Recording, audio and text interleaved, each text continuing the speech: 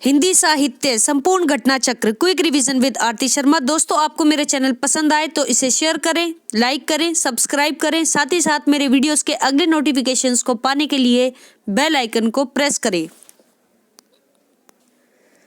दोस्तों, आज हम करेंगे घटना चक्र का पाठ 55। तो गौर करेंगे अगले प्रश्नों पर। ध्यान दें, निम्नलिखित में से एक जयशंकर प्रसाद द्वारा रचित नाटक नहीं है। ठीक है, ये प्रश्न है, ध्यान से सुनना। फिर से सुने, निम्नलिखित में से जयशंकर प्रसाद द्वारा रचित नाटक नहीं है। तो कौन सा नहीं है? ऑप्शन डी, तितली। ठीक है, तितली जो है जयशंकर प्रसाद द्वारा रचित उपन्यास है। क्या है? उपन्यास है, ना कि नाटक। ठीक है, बाकी जो सभी रचनाएं हैं, अजातशत्रु, ध्रुव स्वामिनी और स्कंदगुप्त, ये सभी इनके नाटक हैं। ठीक है, बाकी तितली इनका उपन्यास है। ठीक, अगला प्रश्न है दोस्तों, निम्नलिखित में से कौन सा नाटक जयशंकर प्रसाद द्वारा रचित नहीं है? तो सेम प्रश्न है जो अभी पूछा गया था, यहाँ पर बस थोड़े से ऑप्शन बदले हुए हैं। ठीक है, देख लेते हैं कौन सा ऑप्शन है।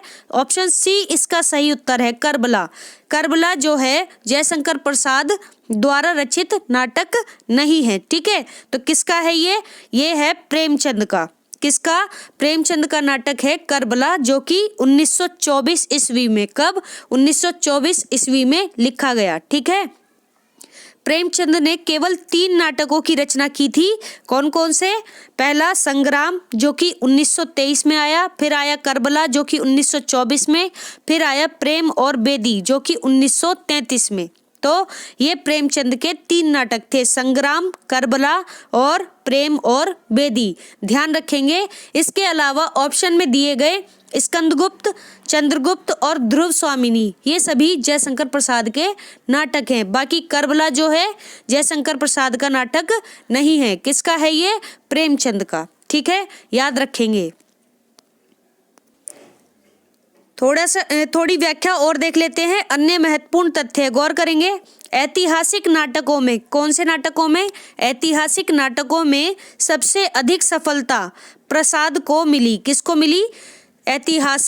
ऐतिहासिक नाटक लिखने वाले रचनाकारों में सबसे ज्यादा ख्याति किसको मिली? प्रसाद को मिली। ठीक है, प्रसाद के नाटकों में राष्ट्रीय चेतना देखी जा सकती है। क्या मिलती है? राष्ट्रीय चेतना देखी जा सकती है। इनके नाटक अभिनय की दृष्टि से भी पूर्णतः सफल नहीं थे। ठीक है, तो अभिनय की दृष्टि से पूर्णतः सफल नहीं थे। क्यों? क्योंकि इसका बड़ा कारण था, इनकी जो भाषा थी वो संस्कृत निष्ठ भाषा थी। ठीक है, और ऐतिहासिक पृष्ठभूमि पर आधारित थी। ठीक है, तो काफी क्लिष्ट भाषा रही है इनकी, जिसकी वजह से रंगमंच पर ये नाटक अभिनय की दृष्टि से सही नहीं थे। ठीक है, सफल नाटक नहीं थे। ठीक है, तो ध्यान रखें। अगला प्रश्न है दोस्तों, ध्यान से सुने, निम्नलिखित में से कौन सा नाटक प्रसाद का नहीं है? तो प्रसाद का नाटक नहीं है, वही बताना है। सेम प्रश्न है, ऑप्शन बदले हुए हैं। ऑप्शन डी, सिंदूर की होली। सिंदूर की होली प्रेमचंद का नाटक नहीं है। ठीक है, तो फिर किसका है? तो देखेंगे हम, ये किसका है? लक्ष्मी नारायण मिश्र का। ठीक है, लक्ष्मी नारायण मिश्र का नाटक है सिंदूर की होली। ठीक है, बाकी ऑप्शन में देखें, जन्मेजय का नागयज्ञ, ध्रुव स्वामिनी और स्कंदगुप्त, ये सभी जयशंकर प्रसाद के नाटक हैं। ठीक, व्याख्या देख लेते हैं, ध्यान से सुनेंगे दोस्तों। सिंदूर की होली प्रसाद का नाटक नहीं है, बल्कि लक्ष्मी नारायण मिश्र का नाटक है। अभी हमने पढ़ा, आगे देखते हैं। इस नाटक में 2 पात्र मनोरमा और चंद्रकांता, कौन कौन है? मनोरमा और चंद्रकांता एक दूसरे के विरोधी हैं। ठीक है, मनोरमा और चंद्रकांता 2 पात्र हैं और दोनों ही एक दूसरे के विरोधी हैं। ठीक, आगे देखेंगे। मनोरमा वैधव्य का समर्थन करती है। किसका समर्थन? वैधव्य का। ठीक है, और चंद्रकांता रोमांटिक प्रेम का। चंद्रकांता किसका समर्थन करती है? रोमांटिक प्रेम का। ठीक है, मनोरमा का विधवा विवाह का विरोध स्वयं बुद्धिवाद का विरोध करने लगता है। ठीक है, मनोरमा जो है विधवा विवाह का विरोध करती है, जिसके कारण ऐसा लगता है कि वह स्वयं बुद्धिवाद का विरोध है। ठीक है। और रोमांटिक चंद्रकांता का तर्क बुद्धिवाद हो जाता है, और जो रोमांटिक चंद्रकांता है उसका तर्क कैसा हो जाता है, बुद्धिवाद हो जाता है। शेष प्रसाद के नाटक हैं जो कि हमने देख ही लिए हैं, ठीक है। तो इस तरह से सिंदूर की होली किसका नाटक है, लक्ष्मी नारायण मिश्र का नाटक है, ठीक है, याद रखेंगे। अगला प्रश्न है दोस्तों कल्पांतर, ठीक है। कल्पांतर क्या है, तो ऑप्शन बी इसका सही उत्तर है गीति नाट्य। क्या है, गीति नाट्य। कल्पांतर गीति नाट्य है, ठीक है। दिल्ली केंद्रीय विद्यालय पीजीटी परीक्षा 2015 में पूछा गया प्रश्न है दोस्तों, गौर करेंगे। व्याख्या देख लेते हैं। कल्पांतर गिरिजा कुमार माथुर, किसका, गिरिजा कुमार माथुर की कृति है जो कि एक गीति नाट्य है। क्या है, गीति नाट्य, ठीक। जो सैद्धांतिक और सूचना परक होने के कारण, किसके कारण, सैद्धांतिक और सूचना परक होने के कारण रचनात्मक नहीं बन सका, ठीक है। रचनात्मक नहीं बन सका किस वजह से, सैद्धांतिक और सूचना परक होने की वजह से, ठीक है। अगला प्रश्न है, ध्यान से सुने। मुद्रा राक्षस नाटक का नायक कौन है, तो ऑप्शन सी चाणक्य। चाणक्य मुद्रा राक्षस नाटक का नायक है, ठीक है। बहुत इंपॉर्टेंट प्रश्न है और बहुत इंपॉर्टेंट रचना भी, ठीक है। गौर करेंगे, व्याख्या देख लेते हैं। गौर करें, मुद्रा राक्षस संस्कृत का ऐतिहासिक नाटक है। किसका, संस्कृत का ऐतिहासिक नाटक है मुद्रा राक्षस, ठीक है, ध्यान रखेंगे, संस्कृत का, जिसके रचयिता विशाख दत्त हैं। किसकी रचना है मुद्रा राक्षस, विशाख दत्त की, ठीक है, विशाख दत्त, याद रखें। इसकी रचना 4वीं शताब्दी में हुई थी। कब हुई थी इसकी रचना, पुस्तक की 4वीं शताब्दी में, ठीक है। इस महत्वपूर्ण नाटक को हिंदी में सर्वप्रथम अनुदित करने का श्रेय किसको जाता है, भारतेंदु हरिश्चंद्र को, ठीक है। तो भारतेंदु हरिश्चंद्र ने सबसे पहले अनुदित किया कौन सा नाटक, मुद्रा राक्षस। मुद्रा राक्षस है किसका, विशाख दत्त का नाटक है, और कैसा नाटक है, संस्कृत का ऐतिहासिक नाटक है, ठीक है। आगे देखते हैं। भारतेंदु हरिश्चंद्र को श्रेय गया जिन्होंने 1878 ईस्वी में 1878 ईस्वी में मुद्रा राक्षस नाम से अनुवाद किया। इस नाटक का नायक कौन है, चाणक्य है, ठीक है। इस नाटक का नायक चाणक्य है, इतनी बात आपको पता होनी चाहिए। अगला प्रश्न है दोस्तों, गौर करेंगे। एक और द्रोणाचार्य किसकी नाट्य कृति है, तो ऑप्शन सी इसका सही उत्तर है शंकर शेष। शंकर शेष की कृति है, नाट्य कृति है एक और द्रोणाचार्य, ठीक है। यूपीपीएससी एलटी ग्रेड परीक्षा 2018 में पूछा गया प्रश्न है ये, ठीक है, ध्यान रखेंगे। व्याख्या भी देख लेते हैं। एक और द्रोणाचार्य कब आया ये, 1977 में आया एक और द्रोणाचार्य, और ये शंकर शेष की नाट्य कृति है। किसकी, शंकर शेष की, ठीक है, ध्यान रखेंगे। इनके अन्य नाटकों पर भी नजर डाल लेते हैं, तो गौर से सुनना। शंकर शेष के अन्य नाटक हैं रक्त बीज जो कि 1982 में, खजुराहो का शिल्पी, किसका, खजुराहो का शिल्पी जो कि 1982 में। फिर है बाढ़ का पानी, किसका पानी, बाढ़ का पानी, ठीक है, 1983 में।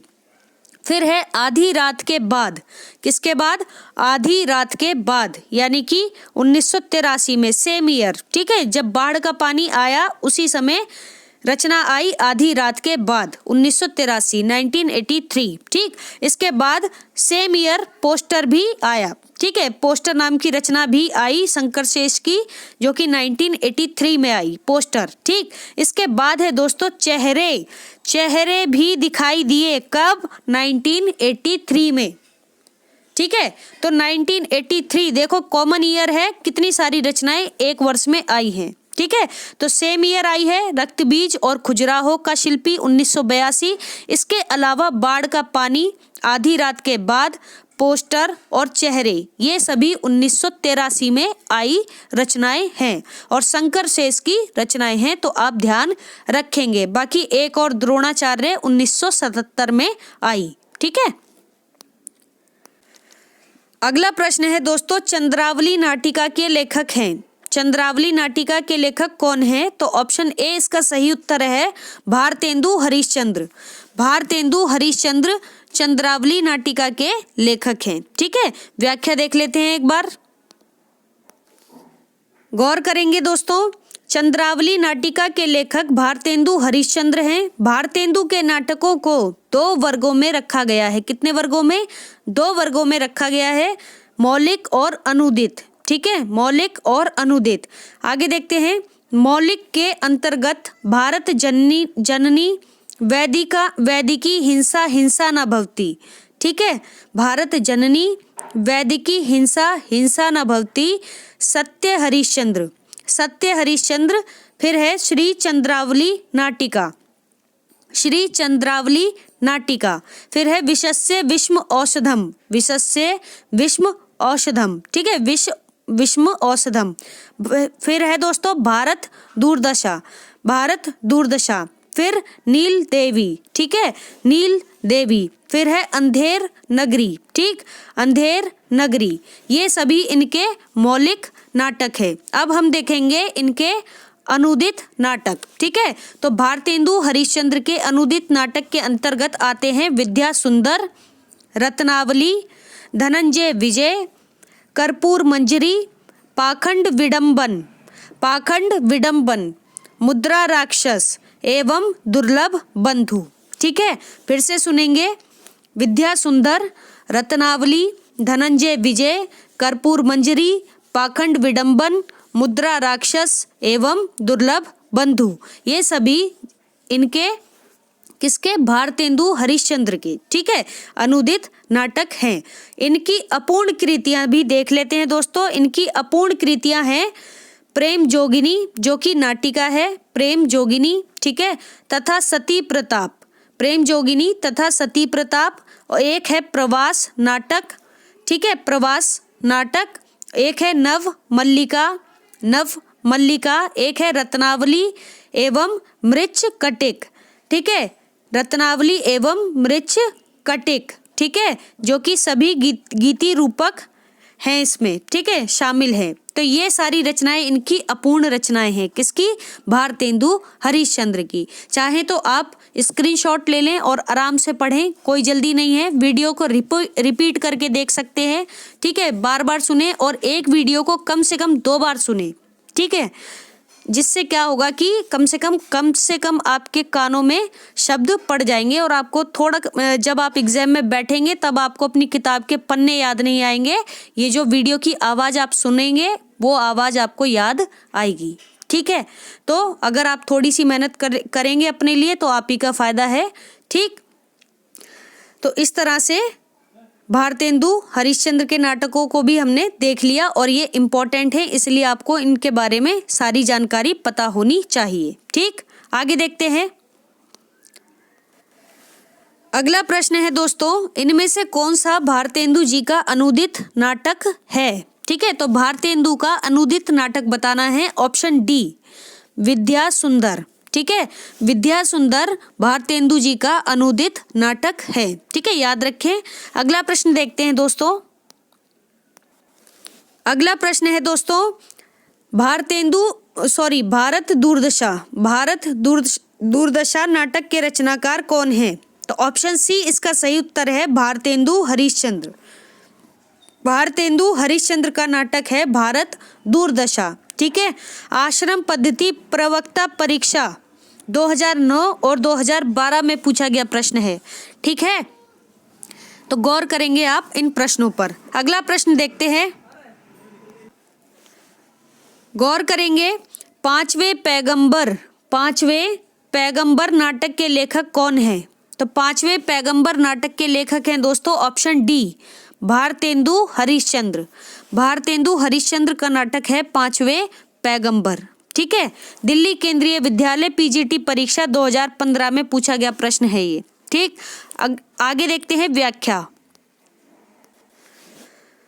गौर करेंगे दोस्तों, पांचवें, ठीक है, पांचवें पैगंबर तो जिनका नाम था चूसा, ठीक है, चूसा कैसा नाम है देखो, ठीक है।